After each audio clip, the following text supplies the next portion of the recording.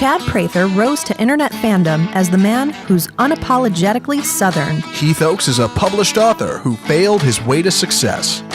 Together, they tackle today's headlines in a way only a Southern Spitfire and a millennial mogul can. Take off your sport coat, grab a beer, and enjoy the conversation.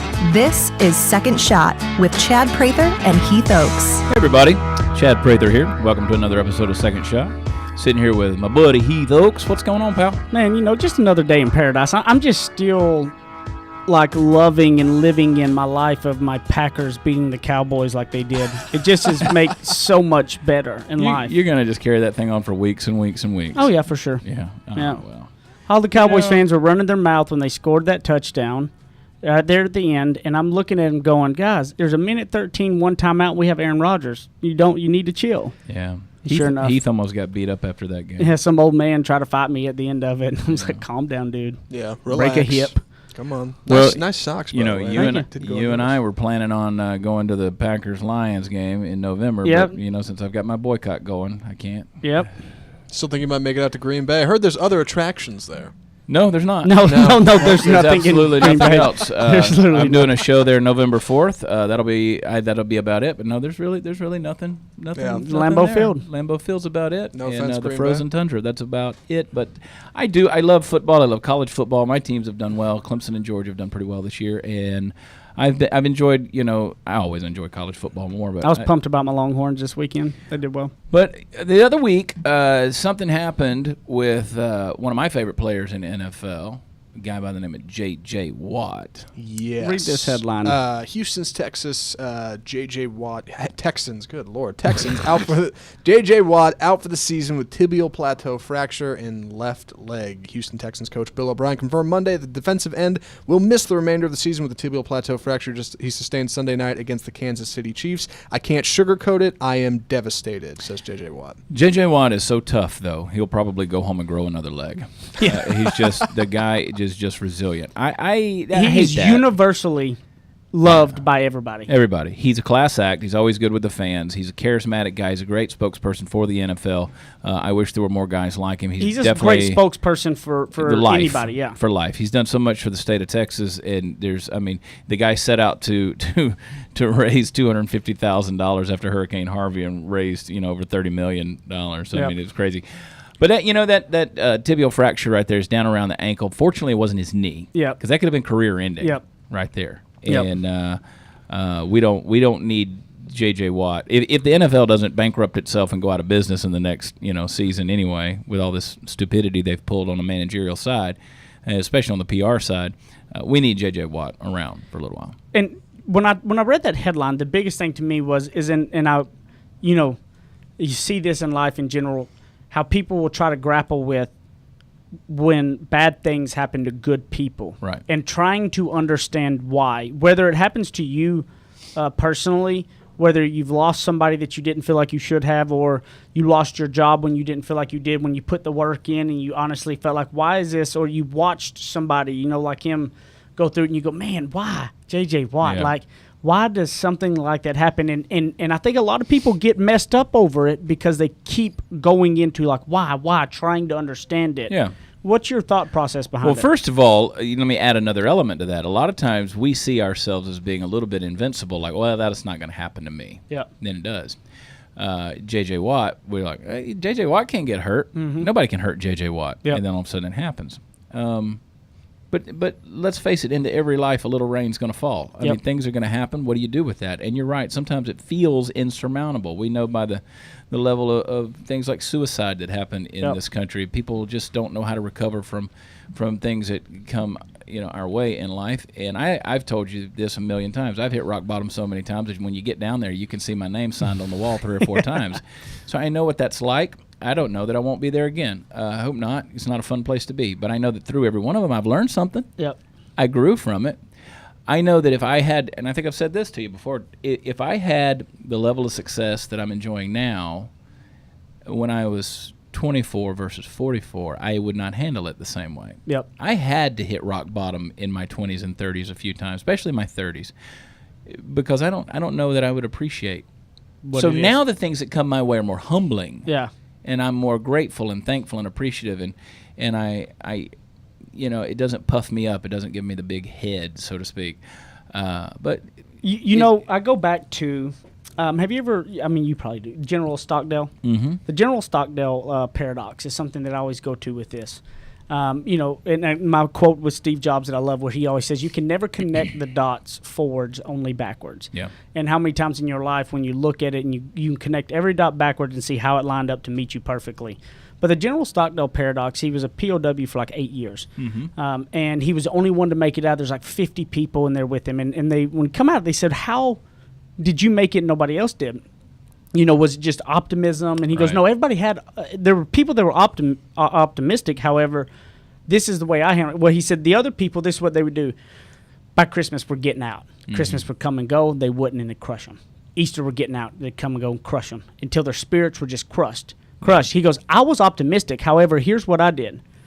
You have to face the reality, the current brutal reality of your situation. Yeah. You have to face that and own it. That my situation right now sucks. Yeah. My leg's broke. I'm out for the season. That's true. I got to own that, realize it." Mm-hmm. Next is just have faith you will prevail in the end. Have faith that it's for a better reason. Yeah. Have faith that at the end of this day, whether I know when that's going to come or not, I know I will prevail. And he goes, what that did for me is I faced the brutal facts of my current reality. Mm-hmm. It sucked. I was a POW. This was miserable. I didn't try to sugarcoat how bad it was. However, I did have faith that in the end, when that day come, whether it was now, 10 years from now, whenever, I would prevail. I would walk out of here. Yeah, there are people who are listening to this right now, and you're laid up. I don't mean necessarily physically, but maybe it's a mental, emotional, maybe it's a spiritual. Things have been done to you. Maybe you're looking at a bankruptcy. Maybe you're looking at a loss. Nope. Maybe you're looking at a death in the family, somebody close to you. Either way, trials have come. You're sitting there, and you're going, I can't face this anymore. I can't do this. Yep. It blindsided me. Yep. And now what do? I get those messages every day. I would love to come to your show, but man, we just wrecked our truck, and now it's going to cost us everything because we weren't properly insured. And sometimes I'll get those messages, and I'll say, come to the show. If you can get to the show, come to the show. There'll be tickets waiting on you. Yep. But which is nothing other than to say, hey, look, I want to remind you there are people out there that are going to help you and give you hope. All I can give you is a couple of tickets to come laugh for a couple hours. But it gets better. It gets better. It does, and it's you can't look at the whole mountain. You may be in this deep hole of going where you want to be is so far out of reach that you can't understand it. Yeah. But I think it does start with facing the current reality that your situation is not where you want it to be. Right. It's brutal. It's ugly. It's nasty. J.J. Watt said that my leg's broke. I'm out for the year, whatever. But you know what? Maybe J.J. Watt goes, now I got more time to be involved in this fund that I raised, that I can really be out here in the community doing what's really more important than football, which is helping people get their lives back together. Maybe that was why it happened to him, because he's going to do something bigger than what the game of football is, And I think that when you face your current reality and you have faith you're going to prevail, take it one step at a time. It takes so long and so many base camps to climb Mount Everest, to get to that one little part of it, how long that trail is. It ain't just like you just climb up the mountain. So face your current facts. I think look at that one step forward that can start making a difference, whether it is if I just start saving $10 a week, maybe I can, in 2 years, cannot be living paycheck to paycheck. Yeah. And then in 2 years you go, maybe I put this aside, invest it here, and then you one step at a time. But you got to face the current facts, and you got to realize it ain't going to, don't be going, I'm going to be out of this hole by December. I'm going to be out of it by Easter. Just go, in the end, I'm going to prevail. Yeah, and the Bible says that a hope deferred makes the heart sick. If you're always looking at something, this is going to, by then it'll be, don't do that. Don't do that. Get yourself straight mentally. Know that broken bones heal, and a lot of times when they heal, if they're reset properly, they heal stronger than they were before they were broken. So that's a reality in the rest of your life as well. All right, take a quick break. We'll be right back on the second segment of Second Shot.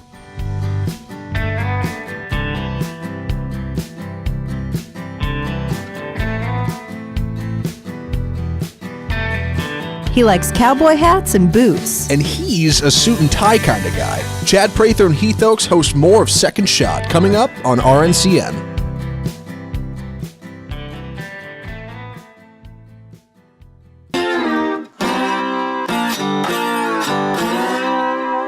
Ready, aim, fire. Second Shot is back for another round on the Real News Communications Network. I'll be honest with you, I want to stay on this NFL thing for a little bit longer because there is a story that Heath has discovered, and we talked about this thing a while back, and oh my gosh. Well, it happened. It happened a week or so ago. Now I just can't. I can't get my mind wrapped around how stupid some people are. You got to just play the news clip to explain the story. It's the best. They explain it the best. Listen up. USA Today. Listen. The Miami Dolphins are investigating a video which just surfaced Sunday night, which reportedly shows offensive line coach Chris Forster snorting a powdery substance. The Miami Herald reports a team spokesman said, "We were just made aware of the video and will have no comment at this time." Forster can be seen in the video talking straight into the camera as he does 3 lines of the white stuff. Forster says in the video, "Hey babe, miss you, thinking about you. How about me going to a meeting and doing this before I go?" He was allegedly speaking to Kiwana Nije, a model based out of Las Vegas. The video was posted on her Facebook. On Facebook, she says, "I really don't do this often, but since it's NFL Sunday, let's talk about these coaches, folks." According to the Miami Herald, a source familiar with the layout of offices within the Dolphins Look at facility this fool. says the video seems to take place at a Dolphins office. Forster has worked 24 seasons in the NFL for 8 different teams. Wow. I can tell you what that white substance was. Yeah. Yeah, he wasn't snorting baby aspirin, I promise you. Yeah. BC powder. Where do you think you come into thinking that here's a good idea?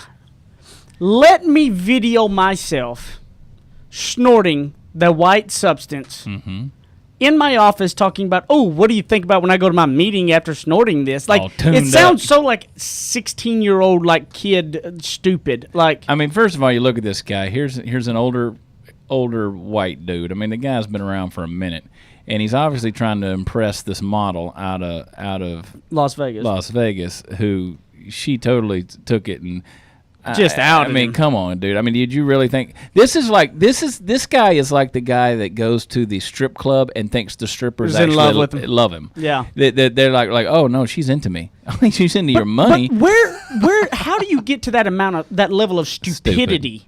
Like, where in life does happen that goes, I want to be this stupid today, and I want to video like, in today's world, there's enough video cameras out there to video you doing something dumb for you to post yourself doing something illegal in where you work, just completely being stupid. Looking right at the camera. At the camera. Mean mugging it. Yeah, like how does he not think? Well, first of all, I mean, I don't know if the guy's married. I don't know what's going on. Is this a I mean, he's in trouble on a lot of levels. I mean, I'm sure there's got to be some legal ramifications.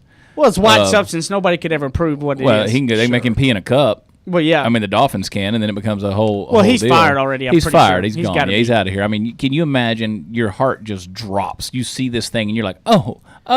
Suddenly, that stupidity comes rushing into your brain, and you go, "What was I thinking?" Well, you weren't thinking. Yeah, what stupid. happens there? How do you have a lapse of judgment that bad? I mean, because the guy's got to have some level of sense in order to be, at the highest level of a coach for that many years. You got and never being in trouble. I mean, that we know of it. Never been like it. I don't know who he is, but you have to have some level of sense to all of a sudden have this lapse of. Well, now here's the first thing: the fact that the guy is snorting a white substance, maybe period, he hasn't had a level of sense. Is stupid. Yeah. So I mean, come on. I understand everybody's got their demons and does their thing, and that's whatever. I'm not excusing any of that.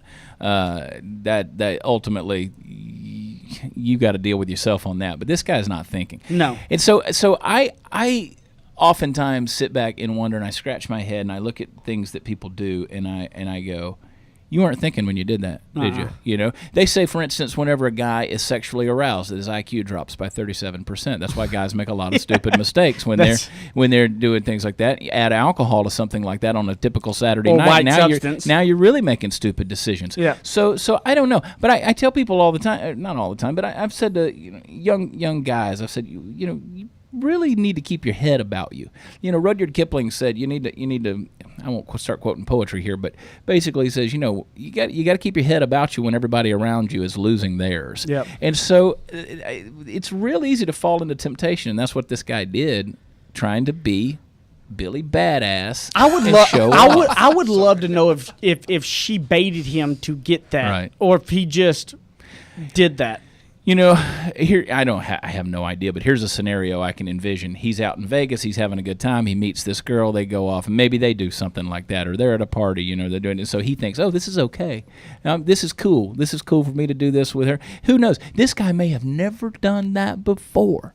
I have a feeling to do 3 of those lines. Come on Yeah, now. I mean, we know he did. We know he did. Yeah. We know he But did. my thing is this: I talk about it a lot in today's world, whether it's text messages, whether it's emails, whether it's videos, whether it's anything.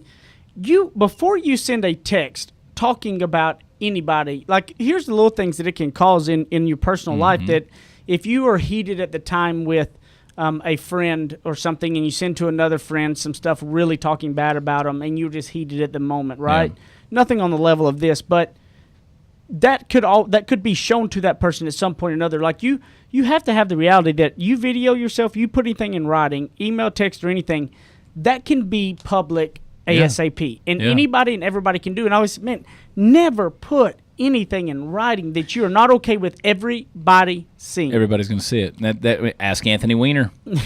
yeah. Ask Anthony Weiner. Now he's in jail. But honestly, where do you how does he come back from this? Does he? I mean, this is Nope, I don't think you do. That one's rough. I don't think you do. I mean, I say that, and then again, I look at Mike Vick. I mean, Michael Vick came back. They got, here's Michael Vick on whatever sports show he's doing talking. I'm like, how did Michael Vick ever become a thing ever again after doing what he did with the dogfighting ring? But second chances are something that should be real, don't they you think? should be I mean, real. don't you think They that should be real. if somebody does 100% their deal, I comes believe back that. from it, anybody can come back from it if they genuinely. But you can't come back. It's hard for me to believe that, on a personal level, yes. It's hard for me to believe that we live in a world where somebody can come back to that big of a public level.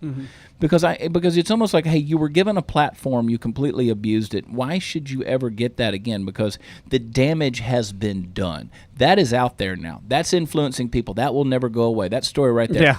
Yeah. Who knows who, so how many kids are out there passing this video around going, hey, man, this is so funny. And now it becomes something. Because here's the deal. If you can laugh at something, you can learn to live with something. Yep. And so the damage is done. You don't know. You don't know what this. So I look at something like that and I say, again, I go back to the dog fighting. People say, man, Mike Vick did it. Let's go get some dogs. Let's run a ring. No matter how you go to prison, you do all those things, it never goes away. So I don't think you really should be given that platform ever again. Well, I have a feeling. I think you have to think about these things in your life today, and in the little hiccups that come up. Be careful what you put in a text message, what you put in an email. Or video, and some of the biggest troubling things to me are all of these pictures and things being sent and all the younger generation of people doing it, that how long those things can stay with you, because no matter what you put on or put out there, like you said, that video is never going to get to be erased from anybody, because everybody has it saved somewhere, like forever, no matter what that's coming up. You got to be very, very careful. Do not go full-blown stupid, guys. Yeah, don't. If you're listening to this, please don't go full-blown stupid, because that dude just went full-blown stupid. And you want to say the line from the actual movie. You don't want to go full-blown. But that's why people ask me all the time, you ever considered running for office? No. No. I don't need fine anything just sitting brought here up. on, Facebook and podcasts. And I'm just so whatever. glad when I was 16, 17 that social media was not around. Nope. All right, we got to take a break. We're going to come back to the third segment. You guys are awesome. Thanks for listening, and we'll be right back with Second Shot.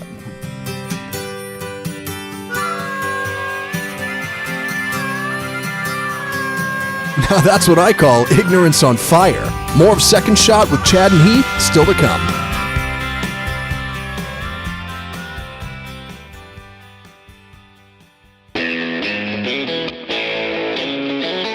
Kick off your boots or suit up. The choice is yours. Welcome back to Second Shot with Chad and Heath on RNCN. I am sitting here looking out the window from the lofty fifth floor studios of the RNCN, looking at the President George Bush Turnpike, where just 2 weeks ago I wrecked my truck. You did? I did. I didn't know that. I didn't tell you. I was on the way to do a benefit. I bet you weren't thing. looking at your phone or nothing, were you? Not a bit. I make no admission of guilt. Siri and I were having a conversation. Oh. I was, You know how traffic gets out here on this road. And I was coming to a benefit. I was speaking that night for pediatric cancer for Carson's, I'm going to mess it up, Carson's Crusaders. I'm going to mess it up. And that's an awesome organization. They give gas cards to families that have, because that's the biggest thing. If you have a kid with pediatric cancer, you got to go to these clinics and these hospitals. A lot of times you're coming from out of town. So food, parking, and gas, they'll break you. I mean, it's just break you because these people, you have to eat out constantly. You're traveling back and forth, all this stuff, and parking fees and those other things at the hospital. But anyway, this guy stopped short right there in the traffic, and I hit that. My analog brakes didn't hold on, and I just, boom, I totaled his Volvo. Oh, wow. And I bent my bumper. Yep. I mean, it's the joys of driving a big jacked up truck. You know what's funny? This is actually probably a good time to kind of bring up maybe some stuff about different charities. I think it would be good. Like, let's talk about that. Well, you know what's funny is we offer a cancer plan at Colonial Life. We do it through the deal, and one of the biggest things about our cancer plan is we pay for travel, lodging, and all of that, because that's one of the biggest things people get misunderstood about. They just think about hospital bills, and they don't think about the travel, the lodging, and everything. So we pay mileage for people traveling back and forth. We pay for hotel stays. We pay for all of those things, because those literally come up to being some of the most massive expenses. But, you know, I think that it would be a cool time to bring up some light on, like Jenny just did a story this week. You can go to Jenny Anchondo and go look at it. In My Shoes, this new... Is she a .com? She got JennyAnchondo.com? Yeah, Jenny, yeah. She did a story on In My Shoes, which is a brand new charity, a brand new center that just opened up and had their first patient this week. And it is mothers that are pregnant that are homeless. And they are a facility. It's the only one that just handles pregnant mothers. And they have their room, they get a stay, they get coaching, they get advice and all that. And what was interesting to me was she did a story on this lady, the very first resident. And because you may have a stigma around what you think about when it comes to homeless people. Some do. Yeah. This lady has a bachelor's degree and had many years in the insurance business, actually. She was living in, I forgot where she was living. I think she was living in Dallas, and lost her job and was looking for another job, had run out of money, and she was on her way to Houston to stay with family to get back on her feet. And Hurricane Harvey happened, wiped out all of her family's houses. Next thing you know, she's sitting here homeless, and she's 7 months pregnant. Yeah. And so it's interesting because this woman, extremely intelligent, has a degree. Life happened really weird, right? For her losing her job and then Hurricane Harvey hitting where her family was. So now she has nothing in this home, and they got a program in place to develop them after they have the baby. They get to stay 9 months or so afterwards, and they get them in courses and try to get them enrolled into business. So it's In My Shoes. They are all private donation. Do you know if it's a .org or I don't. I just know. I bet if you tried InMyShoes.org, I bet it'd be close. But Google In My Shoes. In My Shoes, and you can go to Jenny Anchondo on her Facebook or anything too, and look at the story. She did a great story about it, and I think it's a very neat organization that I cannot imagine somebody being homeless and pregnant and trying to, raise a kid and do all those things is pretty interesting. Do you have any other charities that you're really fond of? I've got a few. You know, talking about that, I'm a big fan of the Ronald McDonald House. I've done some events with them out of Fort Worth, and they do a great job of folks who need places to stay when those kids come in. And I've met some of those kids, and of course we've done a lot of stuff with Cowboys Who Care. .org, and putting cowboy hats on kids with cancer, and that's a phenomenal thing. My heart, I'm trying to find. I'm in a place right now, and I'm trying to be patient because I'm trying to find a place to kind of park my platform, and I really want to do something with pediatric cancer because my heart breaks for those kids. It really does. There's nothing. In those kids that you see in those clinics, and I've done so many of those hospital visits and so many of those places. And, of course, my mother-in-law, she's a pediatric nurse at Cook's Hospital in Fort Worth. And that's a children's hospital, by the way. You see these kids, and they have so much more strength, resolve, and perseverance than we do as adults. Yep. It's amazing to see that. These kids, I don't know if it's just a naivety of not knowing what life really is all about at this point or how much there is. They're not tainted by all the negative yet. There's not. And they have an optimism that we need to garner from them. Their ignorance on fire. Their ignorance on fire. And there's another one. It's faith like a child. It's just believing everything is going to be all right. And so I have a heart for that. And I see these kids and I see these families and my heart breaks. but I'm also encouraged by them when I see them because it reminds me that A, things aren't always as bad as they could be, and B, things can get better. Yep. And oftentimes they do. And so I don't know. I look at those. I work with a lot of those different those charities, and we've done some things. And of course, I will tell you this though. It was something that a lot of people don't know. I don't know the current estimate, but I want to say there's like 506,000 organizations out there that are dedicated to military and veterans, and a lot of those you need to be careful when you go to those because a lot of them are not doing what they say they're doing. So I always encourage, because I do a lot of benefits in military charities. A lot of people will ask me, how do you decide on which charities and stuff to give to? You got to Google them. Yeah. It's very easy. And a charity should not be running that 30 cents on your dollar is going back to them. I mean, if a charity is running because here's what we got to understand. Not every dollar, not 100% of your dollar is going to go, because they're going to have to pay some people to help run, manage, and do those things. Sure. But if something is 70 cents or higher of your dollar is going to help, they're running a pretty great organization. But I also want to challenge everybody, to go get involved in one or two charities and give back. And maybe you don't have any money, but go give your time. Yeah. Go to the events. I mean, my wife works. My wife puts in an extreme amount of hours, early mornings to late days. Now we have a baby, but yet she is still going and volunteering her time to speak or MC to bring awareness to probably 1 to 2 different events a week when she would much rather be in bed. However, bringing awareness to these causes are huge. So it's, even if you don't have money, if you're not involved, I think if everybody would just go get involved with one and pushing awareness and helping to give back, I think things would be drastically different. I encourage people as well on an international level, because this matters. If your light is bright at home, it should shine far away as well. And so Compassion International is something that we're involved with. We have the adopted children that we support around the country, and they just feed starving children. And 86, 87 cents on the dollar goes to them. And you can actually go to compassion.com/Chad Prather, and for $38 a month you can sponsor a kid. And it makes we visited those countries, we visited those kids, and let me tell you, it makes a huge difference. We've traveled to those places and visited with those kids we sponsor, so it makes a difference. I know you feel the same way, but I can tell you that if you go give your time to around helping some of these, you will do nothing but come back and be really revived. Like giving your time back and being around and seeing situations that will make you more grateful, or make you feel more blessed, and it'll make you happier in general. Because when you get to help somebody else out, you can't continue to be negative and feel sorry for your own self. You're going to start coming up out of that hole. Y'all want to listen to me get a rise out of Heath Oaks? If you live in the Dallas area and you go to a fundraiser for a charity in the Dallas and they're having an auction, stop drinking and shut up. Yes. During the auction. Nothing infuriates me. I do them all over the country, and I'm telling you, this is the worst. Dallas is the worst for people. They start socializing when the auction starts. Purely talking in general when somebody's talking drives me nuts. Like, shut up.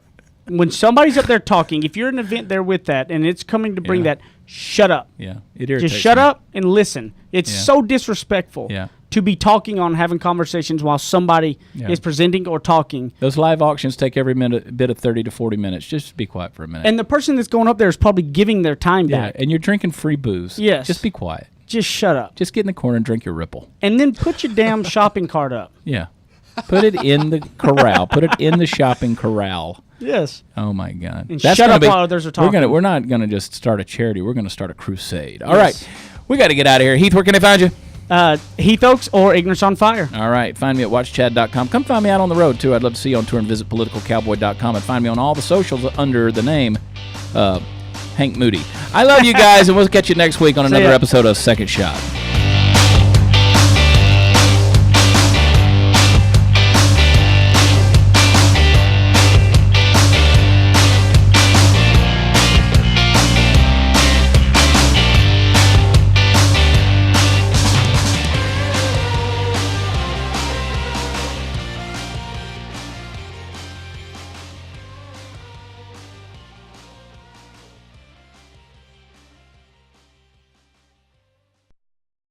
You're listening to RNCN, the digital destination for premium talk radio.